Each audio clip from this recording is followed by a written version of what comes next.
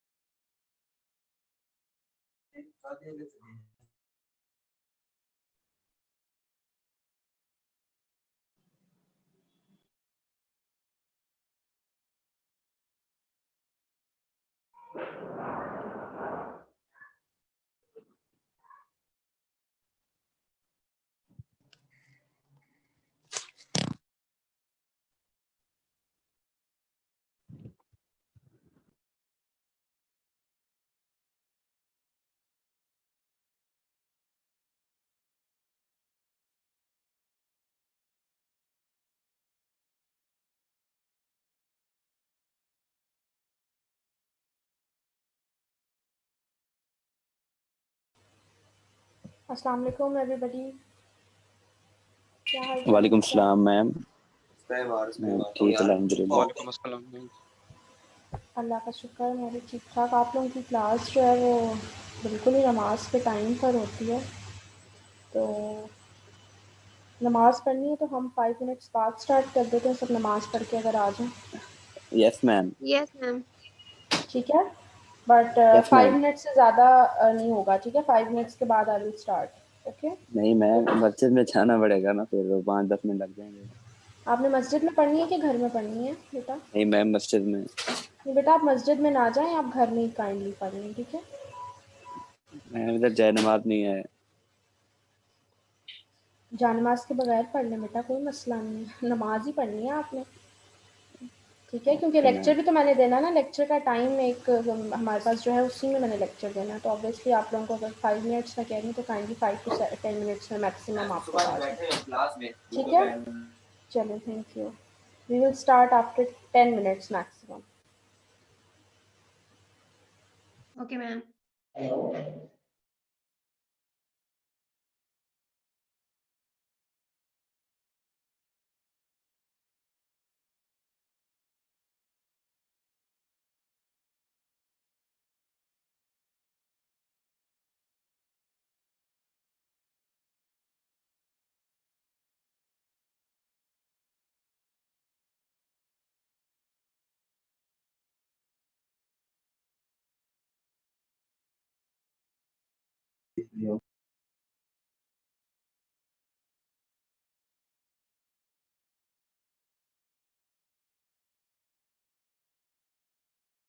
Arsalan.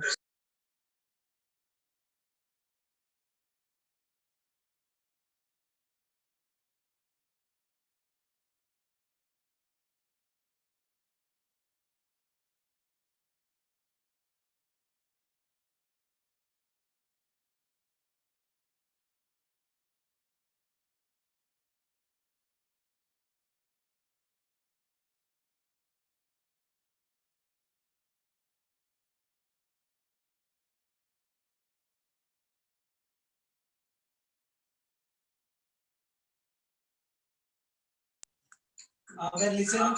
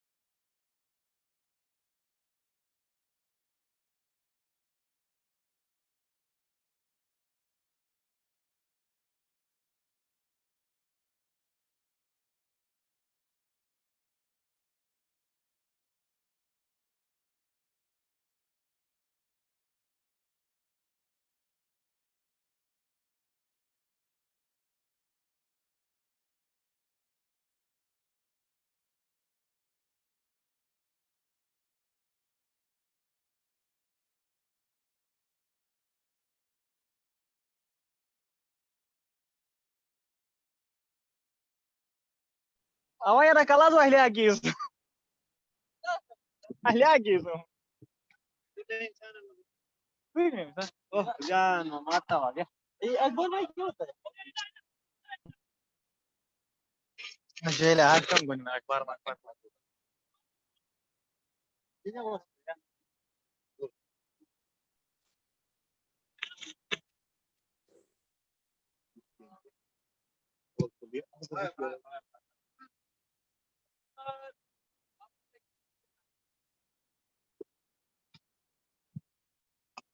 oh जान बारी क्या था नहीं बजा रही يلا ما نحلم قوي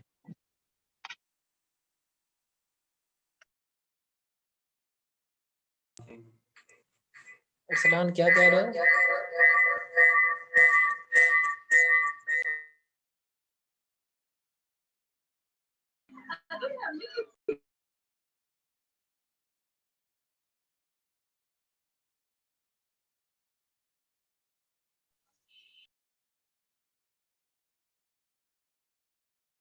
बोले कौन सा म्यूजिक चलाया हुआ है तूने पीछे?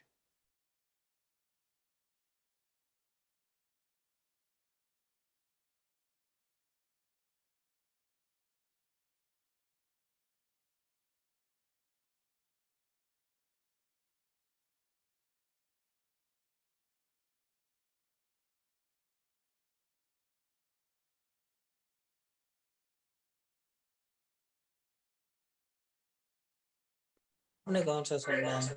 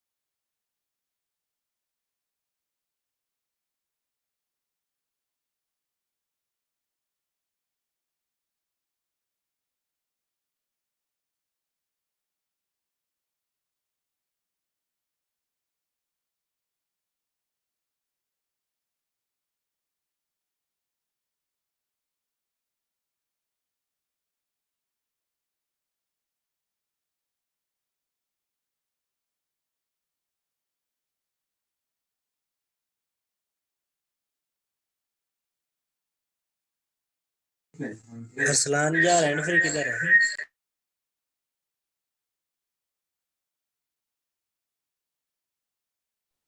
हमें रैंड फ्री चाहिए भाईजान। मैं तुम्हारी टांगे तोड़ दूंगी।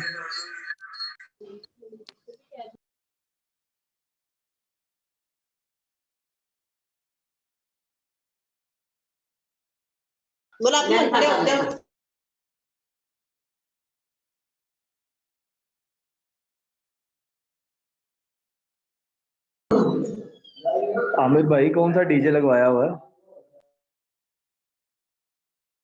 हाँ यार म्यूजिक पीछे चल रहा है काफी अच्छा है। यार वो बच्चे पता सारे है आ गए हैं वापस, सारे बच्चे आ गए हैं नमाज के से। जी मैम।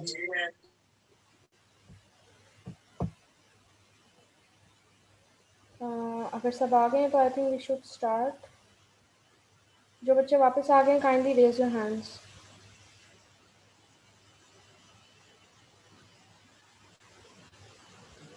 यस मैम आ गए।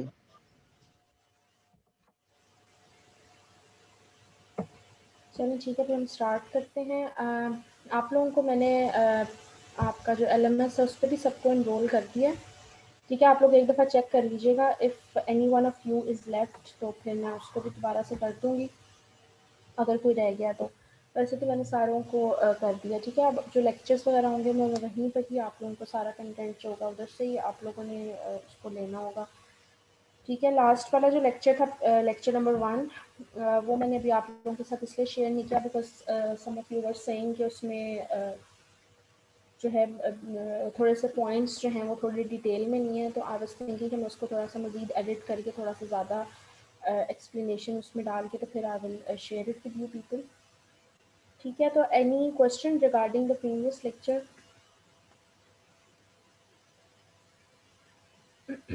कोई क्वेश्चन नहीं है, सब समझ आ गया? क्या पढ़ा था लास्ट लेक्चर में हमने, कौन बताएगा?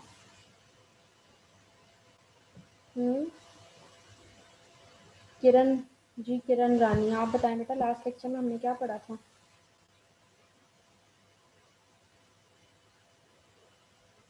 Can you hear me? मेरी आवाज़ आ रही है आप सबको?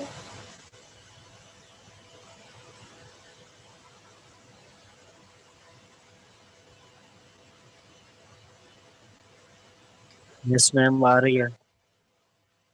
किरण रानी, आप यहाँ पर हैं या आप चली गई हैं कहीं? जी मैम, लास्ट जी, लेक्चर मैंने नहीं था लिया। क्यों, आपने क्यों नहीं लिया था last lecture? Ma'am net issue था। Very nice. जी आप बताएं, अमीर हमजा आप थे लेक्चर में? जब कोई बताए लास्ट लेक्चर में हमने क्या डिस्कस किया था, बिकॉज उसको ही हमने आगे कंटिन्यू करना है आज। मैं भी एब्सेंट हूँ क्लास में। सारे ही अब एब्सेंट होंगे। कौन प्रेजेंट था? जो प्रेजेंट है वो हैंड रेज करें।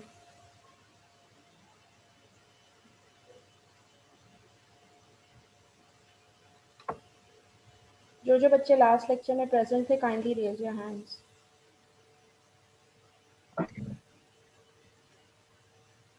सब एब्सेंट थे, कोई भी नहीं था, बस राबिया आई हुई थी एक। मैंने तो पोर्टल पे आप सबकी प्रेजेंट लगाई है जो आए थे, इसका मतलब आप सारे एब्सेंट थे, तो एब्सेंट ही लगनी चाहिए आप लोगों की तो। एक्सक्यूज मैम, मैम प्रेजेंट तो था मगर मैम तैयार नहीं किया लेक्चर, मैम क्विज था तो इसलिए। बेटा मैं लेक्चर सुनने को नहीं कह रही कि आप मुझे पूरा लेक्चर रटा रटाया सुनाना शुरू कर दें, या आपसे मैं कोई डेफिनेशन नहीं पूछ रही। आई एम जस्ट आस्किंग कि मुझे टॉपिक बताएं कि हमने लास्ट लेक्चर में टॉपिक कौन सा पढ़ा था। इतना तो आई थिंक काम करता है सबका दिमाग कि इतना याद रहे कि हमने क्या पढ़ा था। एक्सक्यूज मी मैम, मैम हमने स्विस चीज मॉडल पढ़ा था और उसमें डिफरेंट एस्पेक्ट्स पढ़े थे पेशेंट सेफ्टी के, और उसमें हमने पढ़ा था सिस्टम एरर्स और जो इंडिविजुअल लेवल पे जो एरर्स आते हैं उसके बारे में ठीक है, मैम पढ़ा था। ठीक है। बेसिकली हमने पेशेंट सेफ्टी का इंट्रोडक्शन लिया था हमने, that why is it important in the health care, ठीक है। उसमें दो बातें जो इम्पोर्टेंट थी जो कि आज भी हमने उसको कंटिन्यू करना है, that were the knowledge requirements and the performance requirements. Who is going to tell me knowledge requirements और परफॉर्मेंस रिक्वायरमेंट्स में क्या डिफरेंस है? मलिहा मरियम आप बताएं बेटा मुझे, what is the difference between knowledge requirements and the performance requirements?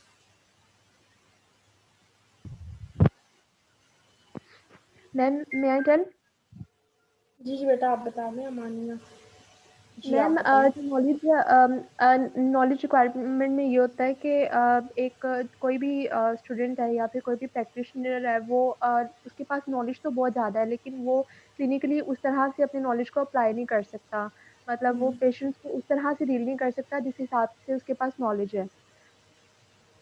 ठीक है, और नॉलेज रिक्वायरमेंट्स के जो आपने किसी भी टेक्स्ट बुक से कहीं से भी कोई एब्स्ट्रैक्ट जो है आपने उसकी नॉलेज ले लिया, बट परफॉर्मेंस रिक्वायरमेंट्स मीन कि आपने जो चीज़ पढ़ी है आप उसको इम्प्लीमेंट कर सकें क्लिनिकली, ठीक है। And knowledge and performance requirements are not only limited to the health care system, ठीक है। ये किसी भी फील्ड की हम बात कर सकते हैं, कंप्यूटर है, आईटी है, उसने बुक्स में से तो सारा कुछ आईटी का पढ़ लिया बट वो प्रैक्टिकली उसको इम्प्लीमेंट नहीं कर पा रहा, that means that he is lacking in his performance requirements, ठीक है। तो आज का जो हमारा टॉपिक है it's basically about human factors, ठीक है। जब हम पेशेंट सेफ्टी की बात करते हैं तो व्हेन एवर कोई भी इस तरह का एडवर्स रिएक्शन या एडवर्स इवेंट होता है इन अ हेल्थ केयर फैसिलिटी, तो always and always be whenever उसकी जो है इन्वेस्टिगेशन हो रही है कि किस तरह से हुआ, तो और समटाइम्स और most of the times you can say a human factor is involve, ठीक है।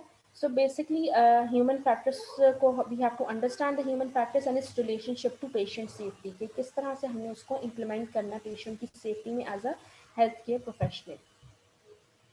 So human factor की definition basically क्या है, that it examines the relationship between human beings and the systems with which they interact by focusing on improving efficiency, creativity, productivity and job satisfaction with the goal of minimizing errors। ठीक है, ये तो एक इसकी एक पूरी जो है definition हो गई ना। इसको अगर हम simple इसको वर्ड्स में अगर मैं आपको बताऊं तो अगर हम पेशेंट सेफ्टी से रिलेटेड, ठीक है, ह्यूमन फैक्टर्स जो हैं वो बहुत ही डाइवर्स टर्मिनोलॉजी है, ठीक है, किसी भी फील्ड से हम इसको लिंक कर सकते हैं, ठीक है। लेकिन अगर हम डायरेक्टली सिर्फ पेशेंट सेफ्टी से इसको लिंक करें तो human factors is basically to enhance your clinical performance through team work, through better environment, better equipment, ठीक है, a comfortable workspace and a better culture and organization। it means that for example जैसे मैं अभी आपकी जिस तरह से हम ऑनलाइन क्लास में ले रही हूँ आपकी, ठीक है, तो ह्यूमन फैक्टर्स में यहाँ पर ये है कि मेरे पास एक कंफर्टेबल चेयर है जिस पर मैं बैठी हूँ, I have a comfortable environment, जो रूम है वो वेल वेंटिलेटेड है, मेरे पास इंटरनेट की अच्छी फैसिलिटी है, ठीक है, मेरे पास अपना स्पीकर है, माइक्रोफोन जो है वो मेरा प्रॉपर है। ये सारी चीज़ें जो है ये ह्यूमन फैक्टर्स में जो है इंक्लूड होती हैं। इट मीन्स दैट कि कोई भी काम हम कर रहे हैं we are able to do it in the right way because we have all the important resources to do that particular sort of work, ठीक है। तो बेसिकली कोई भी काम हम ईजियर वे में किस तरह से कर सकते हैं और राइट वे में हम किस तरह से कर सकते हैं, वो आपकी ह्यूमन फैक्टर्स आ जाते हैं। ठीक हो गया। तो बेसिकली रिलेशनशिप है बिटवीन योर इन्वायरमेंट, ठीक है। अब एक डॉक्टर है और वो किसी गवर्नमेंट हॉस्पिटल में बैठा हुआ है, उसको सुबह से कोई चेयर नहीं मिली बैठने के लिए, उसका जो रूम है it's it's very hot and humid over there और a lot of patients are present in that room with him। तो ऑब्वियसली उसका जो एक परफॉर्मेंस लेवल है वो बहुत लो हो जाएगा एज़ कम्पेयर टू अगर वो एक अच्छे इन्वायरमेंट में बैठ के काम कर रहा है या उसके बहुत ज़्यादा लॉन्ग आवर्स नहीं हैं, अगर वो सुबह सुबह फ्रेश होकर टाइम में कर रहा है, तो ऑब्वियसली ये सारे फैक्टर्स जो हैं उसकी परफॉर्मेंस लेवल को जो है वो रिलेट करेंगे उससे, ठीक है। नाउ रिलेटिंग टू द बेटा प्लीज़ अपना माइक म्यूट कर लें, आप लोगों को इतनी अभी तक सेंस नहीं आ रही। कौन बोली जा रहा है? अभी तक इतनी पूरा सेमेस्टर गुजर गया ऑनलाइन क्लास लेते थे, अभी भी आप लोगों को माइक में आप लोग बोल रहे होते हैं और पता नहीं होता कि म्यूट है क्या नहीं होता, ठीक है। Now relating to the human factors में हमारी नॉलेज रिक्वायरमेंट्स क्या हैं और परफॉर्मेंस रिक्वायरमेंट्स क्या हैं, ठीक है। Knowledge requirements is basically the knowledge which we need to know about the human factors, ठीक है। इसमें we have to explain the meaning of the term human factors and explain the relationship between human factors and patient safety। And the performance requirement is to apply the human factors thinking to your work environment, ठीक है। मैं again and again ये बात आपके साथ करूँगी that human factors are not only linked to the healthcare facility। आप किसी भी फील्ड में चले जाएं वहाँ पर ह्यूमन फैक्टर्स हर जगह पे एडवर्स इवेंट्स हो जाते हैं, कोई कॉन्सिक्वेंसेस किसी न किसी को फेस करने पड़ते हैं, तो all of these are link to all sorts of departments with which we are linked, ठीक है। So the study of all the factors that make it easier to do the work in the right way, ठीक है। ये इसकी definition जो कि much easier है as compare to the previous one can apply human factors knowledge to wherever humans work। In healthcare, the human factor knowledge can help design processes that make it easier for doctors and nurses to do the job right। It means जैसे for example अगर किसी patient कोई आपका एक patient है, regular patient है, या for example अगर मैं इस तरह से आपको बताऊँ, may be he is not a regular patient, like you can से कि 1 in 8 to 9 months वो पेशेंट जो है वो डॉक्टर के पास जो है अपने चेकअप के लिए जाता है। तो डॉक्टर अगर अपना सारा डेटा इलेक्ट्रॉनिकली जो है वो कोई ऐसा सॉफ्टवेयर है जिसमें वो सारा अपना डेटा उस पेशेंट का एज, उसकी जो उसका प्रीवियस डायग्नोसिस है, जो मेडिकेशन या ट्रीटमेंट वो ले रहा है, वो सारा अगर इलेक्ट्रॉनिकली उसका स्टोर्ड होगा किसी भी सॉफ्टवेयर में, तो फ्यूचर में when that patient comes into the clinic, तो डॉक्टर को जो है वो बहुत ज़्यादा ईजियर होगा टू बिकॉज ऑब्वियसली अगर एक डॉक्टर बहुत ज़्यादा पेशेंट्स देखते हैं तो हर चीज़ जो है वो ऑब्वियसली याद नहीं रहेगा, हर पेशेंट का क्या हिस्ट्री थी, क्या उसको मेडिकेशन आपने दी थी। तो basically to make his work easier and to save his time, वो अपना डेटा जो है सॉफ्टवेयर से सारा उस पेशेंट का जो है ही और she will take it out and he will be able to know कि पेशेंट को क्या प्रॉब्लम थी, किस प्रॉब्लम से आया था, उसके बाद क्या प्रॉब्लम आई, या अगर कोई मेडिसिन मैंने चेंज की तो उसके क्या साइड इफ़ेक्ट्स हैं. So all of these are contributing to the betterment of the performance of the individual. Human factors can show us how to make sure we use safe prescribing practices, communicate well in teams, and hand over information to other healthcare professionals. ठीक है? Hand over information का क्या मतलब है? Basically जब भी कोई event होता है, adverse event in a hospital, तो usually it happens whenever a patient is shifted from one department to the next department. For example, एक patient है, उसकी सर्जरी हुई है, ठीक है? For some time he will be in the surgical ICU में वो रह रहा होगा, या सर्जिकल वार्ड में रहेगा, ठीक है, सर्जरी डिपार्टमेंट में होगा, एंड व्हेन ही और she will be getting better, तो उसको किसी और वार्ड में शिफ्ट कर देंगे.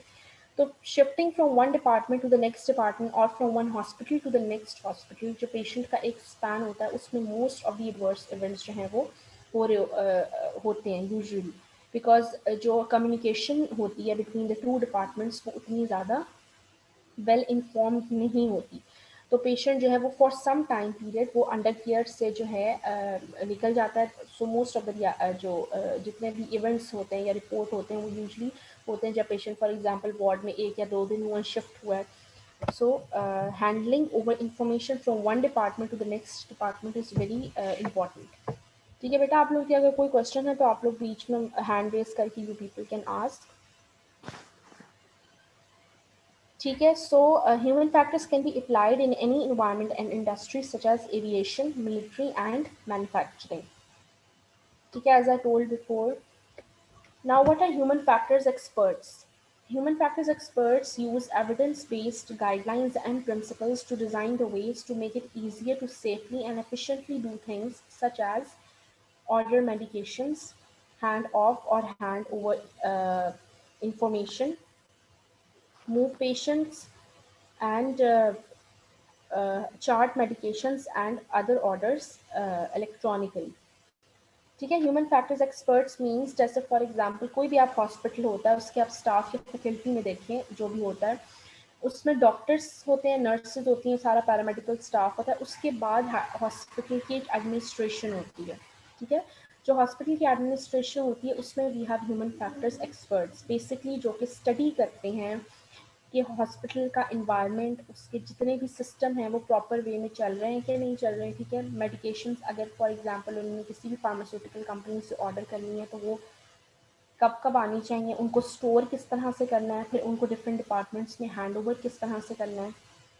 ठीक है, और अगर कोई पेशेंट ओपीडी में आया है तो उसकी सारी हिस्ट्री को हमने चार्ट किस तरह से करना है. So basically human factors experts जो हैं in a health care facility, वो इन सब चीज़ों को एडमिनिस्ट्रेटिव वे में जो है मैनेज कर रहे होते हैं. ठीक है, तो जो यूजुअली डॉक्टर्स जो होते हैं, and most of these doctors they have very good administrative and leadership skills. और जब तक वो डॉक्टर किसी हॉस्पिटल में खुद से उस पर काम नहीं किया होगा, ही और she will not be able to understand कि क्या क्या प्रॉब्लम्स जो हैं वो फेस करनी पड़ती हैं in a health care facility. ठीक हो गया. So these were the now coming to the range of workers. दूसरी बात ये दैट व्हेनेवर ह्यूमन फैक्टर्स की बात करें तो human factors does not mean कि ये ऐसे फैक्टर्स नहीं है जो कि किसी एक इनएक्सपीरियंस्ड प्रोफेशनल के लिए बनाए गए. ये जो फैक्टर्स हैं they are essential for all types of clinician, whether that clinician is a junior clinician or an inexperienced clinician or whether that clinician is senior clinician. ठीक है, जितने भी हैं किसी भी हेल्थ केयर फैसिलिटी में, वो उस पूरी हेल्थ केयर फैसिलिटी में जितने भी क्लिनिशियंस होंगे उसको वो अकोमोडेट करेंगे. ठीक है, so good human factor design in the healthcare accommodate the entire range of workers, not just the calm, rested, experienced clinician, but also for inexperienced healthcare workers who might be stressed, fatigued and rushing. ठीक है, जैसे hospital में आप लोग जाते हो तो जो हाउस ऑफिसर्स होते हैं या जो जूनियर डॉक्टर्स होते हैं, ठीक है, उनकी बहुत लंबी ड्यूटीज़ होती हैं, 36 आवर्स की ड्यूटीज़ होती हैं यूजुअली. ठीक है। उसके बाद सीनियर डॉक्टर्स या सीनियर कंसल्टेंट्स आते हैं, ठीक है। सीनियर कंसल्टेंट्स जो होते हैं वो जी शाम 6 to 10 आ रहे हैं, ठीक है। उनका एक लिमिटेड टाइम होता है। तो जितने भी ह्यूमन फैक्टर्स हैं वो सिर्फ उन एक्सपीरियंस क्लिनिशियंस के लिए नहीं है कि सिर्फ उनके लिए we have to make sure कि मेडिकेशन की चार्टिंग प्रॉपर हुई भी है कि नहीं, या डिपार्टमेंट का इन्वायरमेंट बेटर है कि नहीं, टीम वर्क है कि नहीं। ये सारी चीज़ें उन लोगों के लिए भी हैं जो कि ज़्यादा टाइम के लिए they are working in a hospital setup, जिन जो कि फटीग और स्ट्रेस से they are facing these kind of difficulties more during their duty hours. ठीक हो गया? एनी क्वेश्चंस अभी तक? किसी का कोई क्वेश्चन है बेटा? नो सब मैम। समझ आ रहा है? No ma'am. कुछ समझ आ रहा है आप लोगों को या सब कुछ ऊपर से जा रहा है? नहीं मैम, आ रहा समझ है आ मैम। रहा है। ठीक है। थोड़ा ये सब्जेक्ट जो है ना ऐसे ही है, it's just like behavioural sciences sort of subject है। ठीक है। तो कोई भी बेटा क्वेश्चन हो तो आप लोग पूछ सकते हैं बीच में during the lecture. Okay ma'am. ठीक है। So human factors acknowledges the universal nature of human fallibility and the inevitability of error. ठीक है। इट्स मोर और लेस लाइक दिस, जैसे फॉर एग्जांपल आप लोग कभी एग्जाम की प्रिपरेशन कर रहे होते तो शायद किसी ने कभी आपको कहा that you should prepare yourself for the worst, या किसी भी चीज़ की आप प्रिपरेशन कर रहे हो। ये नहीं आपने सोचना कि अगर for example last year exam में ये टॉपिक्स आए थे तो ये वाला टॉपिक है ये पिछले 10 सालों में कभी भी नहीं आया तो ये नहीं आ सकता। ठीक है। You should prepare yourself for the worst scenario. ठीक है। अब तो कर लो सफाई।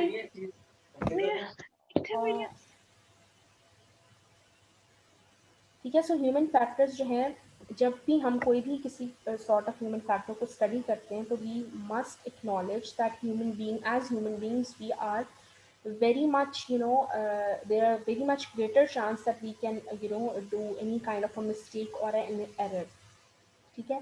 जैसे फॉर एग्जांपल सबसे कॉमन प्रैक्टिस होती है कि डॉक्टर किसी नर्स को कह के जाता है 10 मरीज आईसीयू में पड़े हुए हैं, ठीक है।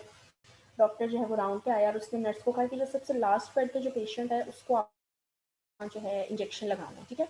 अब जो नर्स है she is in the hospital setup, ठीक है। वो पिछले 12 घंटे से खड़ी हुई है, ठीक है। ऑब्वियसली उसका स्ट्रेस लेवल, उसका फटीग लेवल जो है वो उस टाइम हाई हुआ है, ठीक है। अब डॉक्टर ने उसे कहा कि सबसे लास्ट वाले मरीज को आपने लगानी है इंजेक्शन लगाना है, बट नर्स ने ओवरहर्ड कर दिया या जो भी किया, उसने लास्ट के बजाय उससे जो सेकंड लास्ट वाला था उसको इंजेक्शन लगा दिया।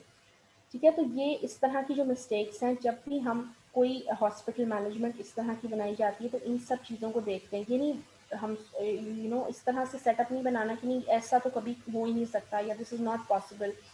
जो मिस्टेक्स हैं, जो एरर्स हैं, वो हमने सारे एरर्स को अपने उसमें अंडरस्टैंड करना है कि ये भी चीज़ हो सकती है, and then according to that we have to make the work environment feasible according to that.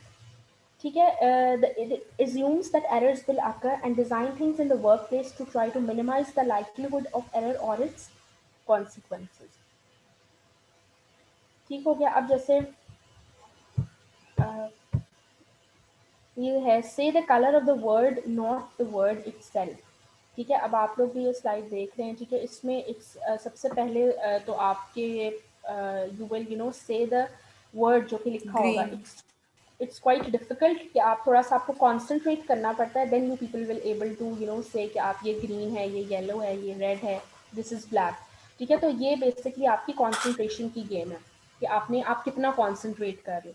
So if a person जो एक फॉर एग्जांपल अर्ली मॉर्निंग है, फ्रेश है, वो तो ये इस चीज़ पे कॉन्सेंट्रेट करके ही और she will able to perceive it better और उस चीज़ को वो कर लेगा। लेकिन अगर कोई बंदा फॉर एग्जांपल फटीग में है, स्ट्रेस में है, या फॉर एग्जांपल एक ऐसा इन्वायरमेंट है इन हिज वर्क प्लेस, जैसे वर्क प्लेस पॉलिटिक्स है या वो किसी भी इस तरह का जिसमें वो कंफर्टेबल नहीं फील कर रहा, तो चाहे 2 या 3 घंटे हो तो उसका स्ट्रेस लेवल जो है वो बहुत ज़्यादा अप हो जाएगा।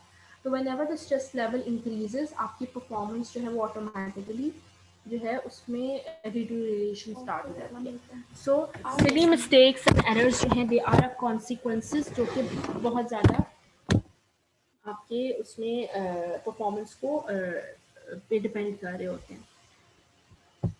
ठीक हो गया. Next is the fact that we can misperceive situation despite the best of intention is one of the main reasons that our decisions and actions can be flawed. ठीक है. अब इस जो स्लाइड है इसको दिखाने का क्या मकसद क्या है? बेसिकली ये है कि बहुत ज़्यादा मेडिसिन जो होती हैं उनकी पैकेजिंग सिमिलर होती है. ठीक है. उनकी कलर कॉम्बिनेशन कुछ सिमिलर होता है. Have to read the label. ठीक है. You have to read it. जो सिर्फ आपने ये नहीं देखना कि ये उसी तरह का ये वही होगा. You have to read it, क्योंकि इस तरह की जो मिसपरसीव हम सिचुएशन में कर लेते हैं, ड्रग को गलत इंजेक्ट हो सकती है, कोई दो से ज़्यादा पेशेंट को जा सकती है. So these are the kind of, you can say, silly mistakes जो कि हम एज अ प्रोफेशनल कभी कभार जो है हो सकती हैं. किसी से भी, किसी एक्सपीरियंस बंदे से भी हो सकती हैं, किसी जूनियर क्लिनिशियन से भी हो सकती हैं. ठीक है. Next is human beings make silly mistakes regardless of their experience, intelligence, motivation और विजिलेंस. People make mistakes. ठीक है. बिकॉज ऑब्वियसली मिस्टेक्स होती हैं, तो हम ये पूरी जो हम ये पूरा सब्जेक्ट पढ़ रहे हैं, इट्स बिकॉज की mistakes are being done in the past by lot of people. तो हम ये उस पे हम उस क्लिनिशियन के एक्सपीरियंस को नहीं कर सकते कि maybe he was inexperienced, या वी कैन नॉट से कि maybe he didn't wanted to do that work. उसकी मोटिवेशन, डिटर्मिनेशन जो है वो हो सकता है बिल्कुल बेटर हो, लेकिन इस तरह से जो है due to lack of concentration of attention, इस तरह की mistakes जो हैं they can occur. Now the definition of humor is the inevitable downside of having a brain. ठीक है. जितनी ज़्यादा अगर हम ह्यूमन ब्रेन को स्टडी करें तो जितनी ज़्यादा फ्लेक्सिबिलिटी, जितना ज़्यादा जो है एक, तो इस चीज़ पर बार बार फोकस इसलिए हो रहा है because whenever we are talking about human factors, usually people से नहीं, ऐसा नहीं हो सकता, this is not possible. How can somebody do this कि इंजेक्शन इसको लगाना था और इसको लगा दिया, या फॉर एग्जांपल किसी सर्जरी किसी रॉन्ग बंदे की कर दी, या फॉर एग्जांपल, या जैसे मैं आप लोगों को एक एग्जांपल दूंगी that I read somewhere that a female came into the emergency and she had 4 C-sections in her life. ठीक है. और recently उसका almost 15 days पहले C-section हुआ था and she complained of severe rectal pain. ठीक है. वो इमरजेंसी में आती है और रेक्टल पेन उसको बहुत स्वेयर हो रही होती है, and after multiple investigations and all that पता लगता है दैट अ रिट्रैक्टर. ठीक है. रिट्रैक्टर एक इंस्ट्रूमेंट होता है which is used in surgeries to retract the muscles और सारे उनको ना, तो काफ़ी वो 90 डिग्री के एंगल पर मेटल का एक इंस्ट्रूमेंट होता है. ठीक है. Retractor was found in her rectal canal.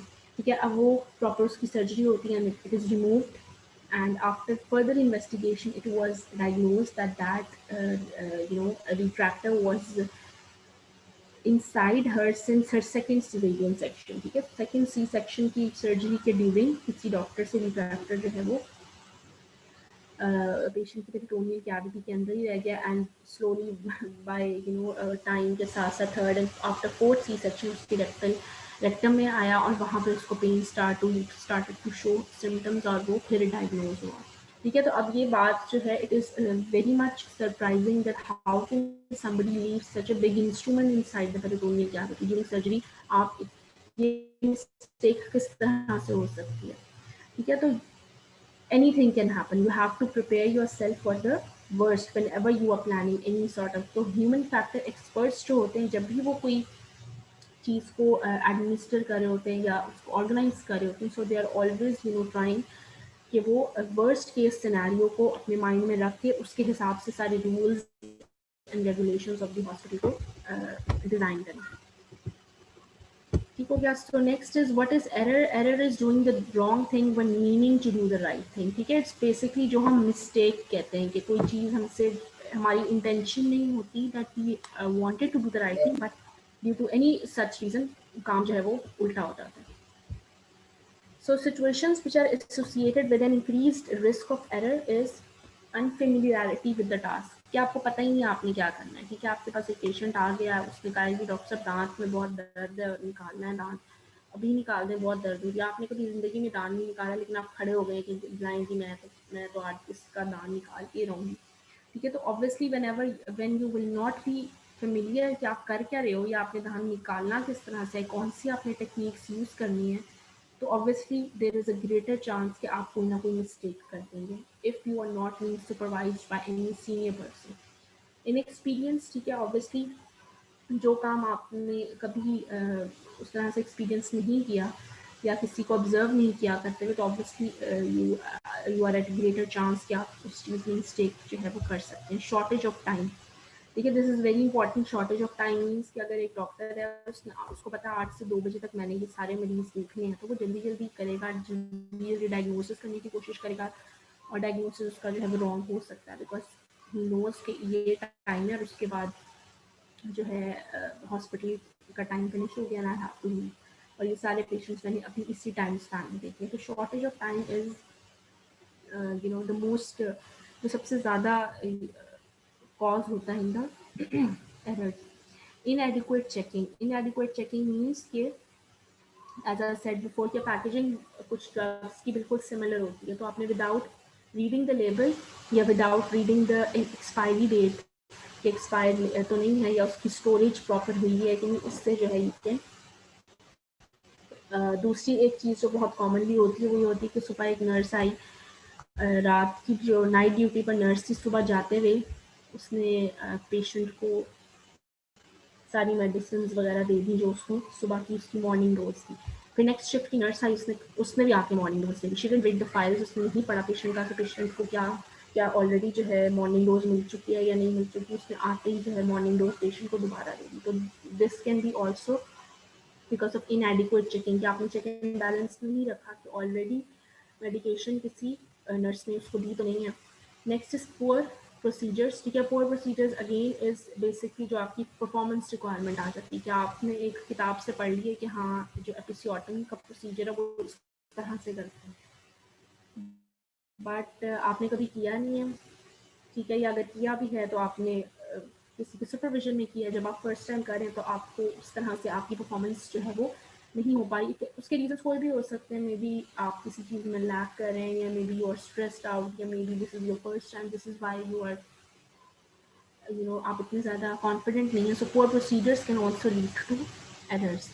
Poor human equipment interface, ठीक है, मीन्स के जैसे पुअर ह्यूमन इक्विपमेंट इंटरफेस का मतलब है दैट फॉर एग्जांपल जो आपका होता है उसको क्या कहते हैं, इन्फ्यूजन पंप जो होता है, क्योंकि आईसीयू में यूजली पड़ा हुआ होता है इन द, ठीक है, उसमें ये होता है कि अक्सर उसकी डिग्रीज जो है वो चेंज हो जाती हैं, ठीक है, उसमें ये होता है कि बिकॉज टेक्नोलॉजीज जो है वो बहुत ज़्यादा कॉम्प्लेक्स आ रही हैं विद टाइम, ठीक है, तो यूजुअली लोगों को उसकी किसी भी नई टेक्नोलॉजी की कॉम्प्लेक्सिटी का नहीं पता होता, ठीक है। अगर उसने कोई फॉर एग्जांपल वेंटिलेटर दिया, फॉर एग्जांपल अगर हम बहुत कॉमन एग्जांपल है तो वेंटिलेटर्स जो हैं उसके भी नए से नए उसकी टेक्नोलॉजीज जो हैं वो रिवाइव हो रही है, तो if the person is not familiar with the latest technology of that particular equipment, तो वो ऑब्वियसली उसको सही प्रॉपर वे में यूज़ नहीं कर पाएगा, और उससे जो है अ लॉट ऑफ एरर्स या पेशेंट की जो है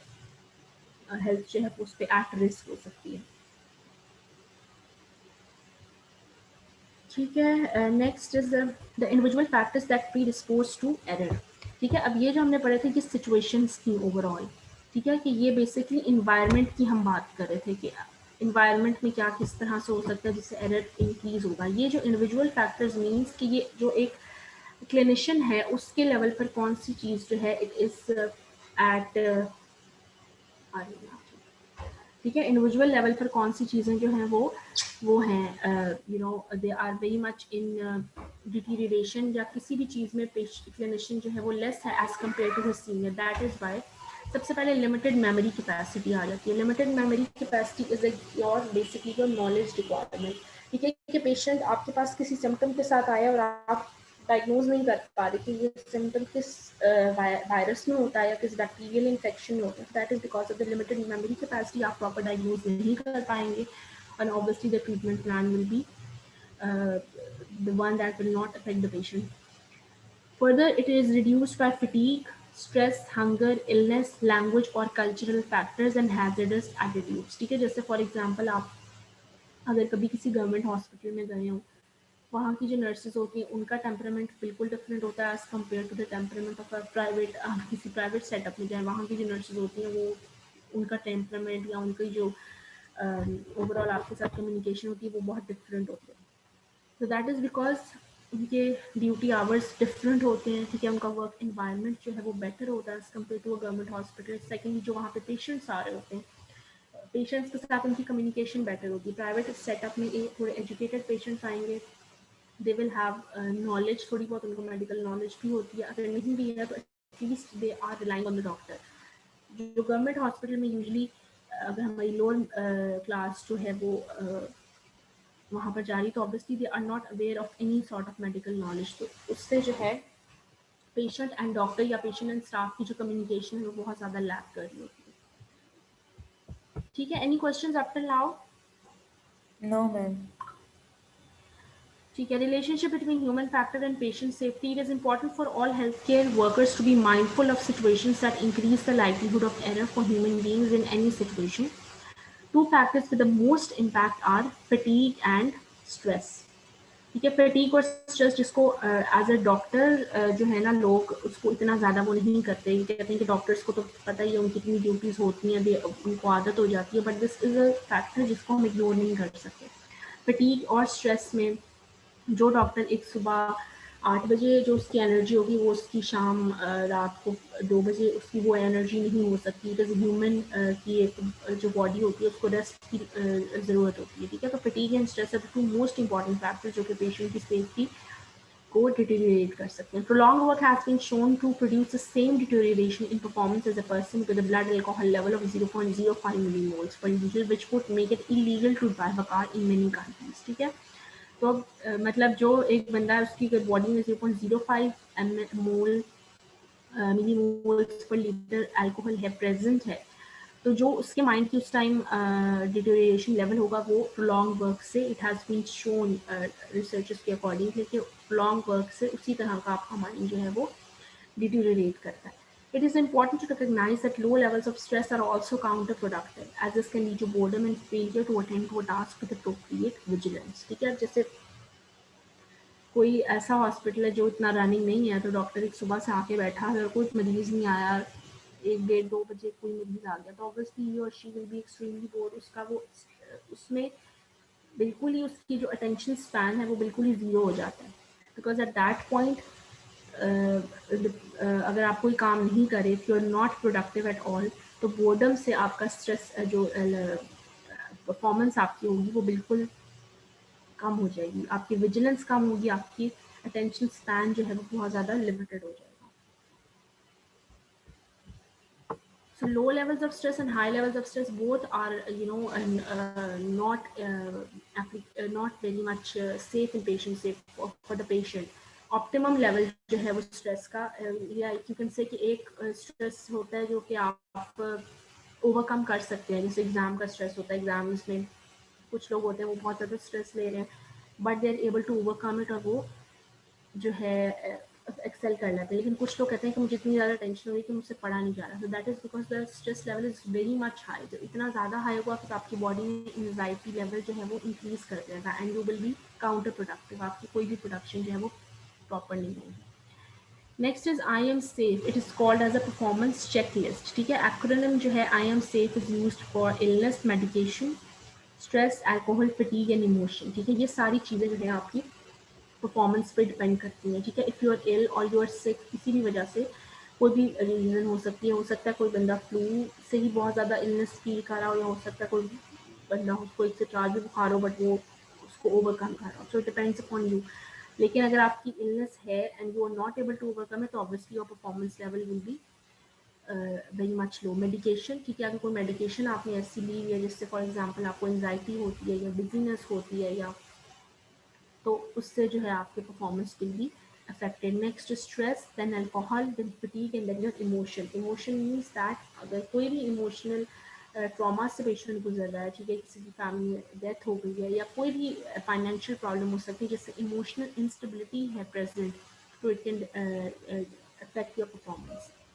It was developed in the aviation industry, is useful as a self-assessment technique to determine when entering the workplace each day whether a person is safe for work, ठीक है। Aviation industry में बहुत ज़्यादा use किया जाता है because आप for example कोई पायलट है तो उसकी 200-300 बंदे की जो लाइफ है वो उस पर डिपेंड कर रही होती है, तो एविएशन इंडस्ट्री में यूजली ये भी एक I have heard, I am not sure whether it's true और not, but I have heard कि अगर 2 पायलट्स हैं, एक पायलट है और एक को पायलट है, तो उन दोनों का खाना जो है वो अलग अलग कुक से अलग अलग जगह से आता है जो ड्यूरिंग इन फ्लाइट वो इनटेक करते हैं। बिकॉज अगर फॉर एग्जांपल एक का खाना कोई फूड पॉइजनिंग हो सकती है और वो जो है बीमार हो सकता है, कोई भी प्रॉब्लम हो सकती है, सो द अदर को pilot can take over.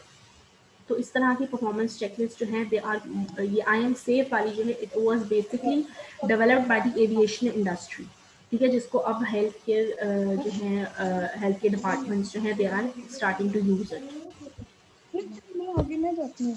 Next is performance requirements, ठीक है। अब तक हम बात कर रहे थे knowledge requirements की। Now the performance requirements is how to apply human factor thinking to your work environment. Avoid reliance on memory. Avoid reliance on memory means कि अगर किसी नर्स ने कोई इंजेक्शन लगाया है तो she must note it down somewhere, ठीक है, पेशेंट की फाइल में या कहीं पर भी she must note it down, ठीक है। ये नहीं करना कि मुझे याद रहेगा या मैं बाद में कर लूँगी। You should not rely on your memory when you, especially when you are dealing with a lot of patients, you are responsible for a lot of lives. You must do a written communication whenever it is possible, okay? You should not rely on your memory. Make things visible. Make things visible is again the same, more or less the same thing, ठीक है। दूसरी बात ये है कि जिस तरह कुछ हॉस्पिटल्स में जो पेशेंट मेडिसिन वगैरह इंटेक कर रहा होता है उसके साथ एक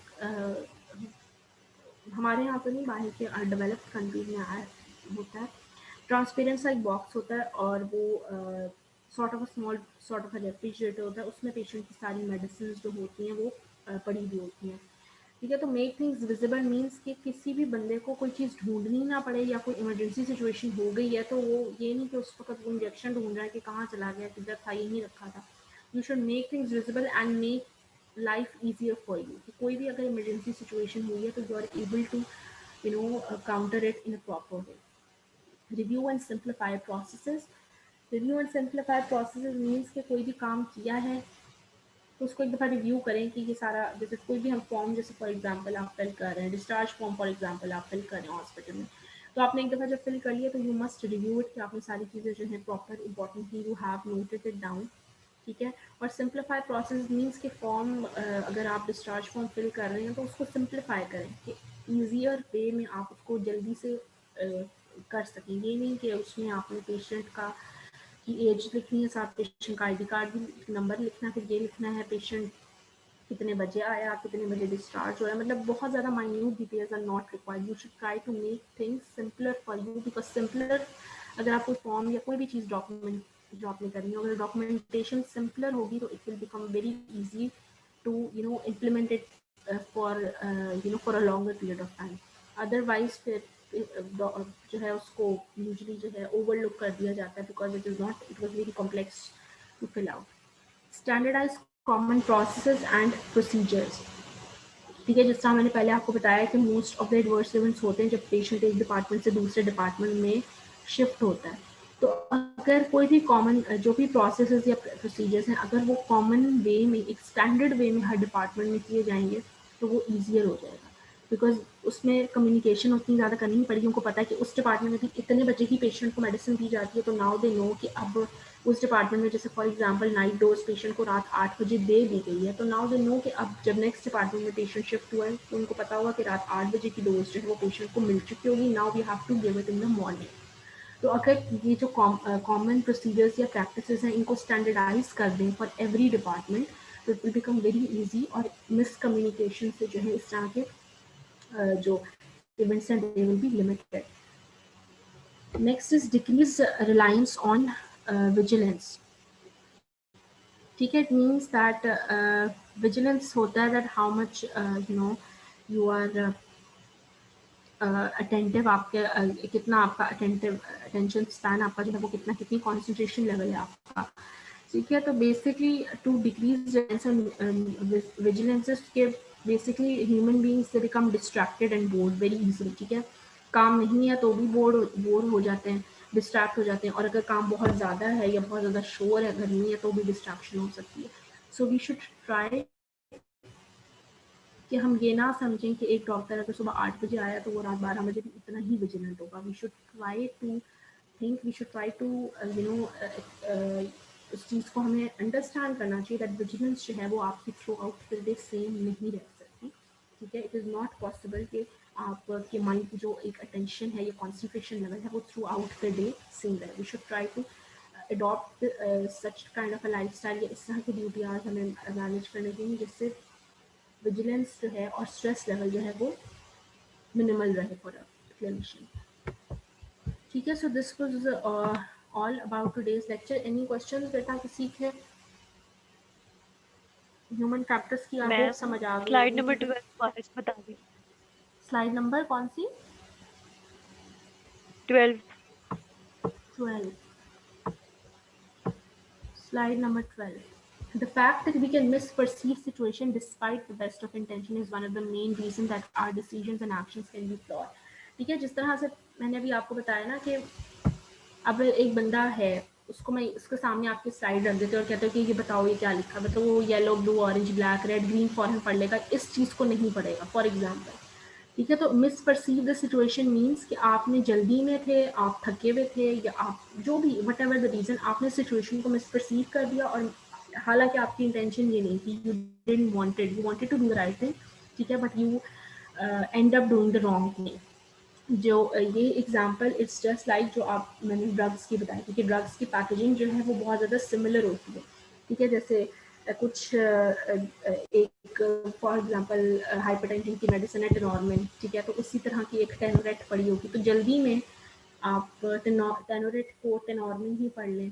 ठीक है, तो मिसपरसीव कर ली ना अपनी सिचुएशन, उसकी रीज़न कोई भी हो सकती है. तो जब भी आप मिसपरसीव करेंगे तो आप एरर कर सकते हैं और आप मिस्टेक हो सकती है. ठीक हो गया जी? ठीक है, thank you. Any other question? सबको सब कुछ समझ आ गया? मैम जी जी बेटा बोला ऊंचा. आपकी आवाज़ ना बहुत कम आ रही है बेटा.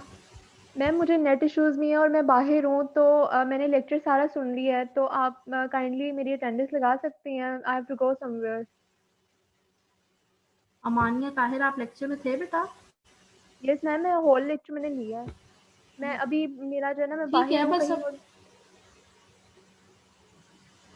ठीक है बेटा. जो आप लोगों के आप लोगों की जो अटेंडेंस है ना, वो पार्टिसिपेंट्स का नाम जो है मेरे पास आ जाता है मेरे जूम आईडी पर, तो उसी के साथ मैं देख लेती हूँ किसने कितना लेक्चर लिया, तो उसके अकॉर्डिंगली आपकी अटेंडेंस लग जाती है. तो अगर आपने पूरा लेक्चर लिया होगा तो ऑब्वियसली आपकी अटेंडेंस लग जाएगी. Yes ma'am, okay. ठीक है, मैं लीव कर दूँ अभी? जी जी आप कर सकते हैं. Thank you. ठीक है, एनी अदर क्वेश्चन या हम एंड करें मीटिंग आज? मैम ये वाला लेक्चर और फर्स्ट वाला प्लीज सेंड कर दें. हाँ बेटा, मैं ना LMS पे कल इंशाल्लाह अपलोड करूँगी, आप लोग वहाँ से प्लीज़ देख लीजिएगा. ठीक है, ओके. ठीक है. और कैसी जा रही हैं आप सबकी क्लासेस ऑनलाइन? कोई कैंपस में आके ले रहा है क्लास? No ma'am. मैम हो ही नहीं रही. नहीं हो रही? Yes ma'am. चलो बेटा दुआ करो कि सब कुछ सीधा सीधा हो जाए, सब कुछ उल्टा हो जाए. आमीन. ठीक है, तो इस तरह आई कैन अंडरस्टैंड. इतना नहीं होता, अंडरस्टैंडिंग भी नहीं होती, मज़ा भी नहीं आता पढ़ने का, लेकिन चलो इट्स लाइक पूरी दुनिया में ये चल रहा है. ऐसा नहीं है कि सिर्फ UMT में ही हो रहा है, it's like all over the globe. हर जगह ही ऑनलाइन सिस्टम, ऑनलाइन क्लासेस हो रही हैं. यस तो मैम. इंशाल्लाह आई होप आप लोगों से जल्द मुलाकात होगी. अभी तो मैं बाय फेस आप लोगों को नहीं जानती. इंशाल्लाह वी विल इंशाल्लाह मैम. इंशाल्लाह मैम. ठीक है, तो चलें. ठीक है, फिर इंशाल्लाह नेक्स्ट वीक मुलाकात होती है ऑन वेडनेसडे. ठीक है, चलें. Okay. Yes ma'am. Okay ma'am. अल्लाह हाफिज़. अल्लाह हाफिज़ मैम. मैम अल्लाह हाफिज़. अल्लाह हाफिज़.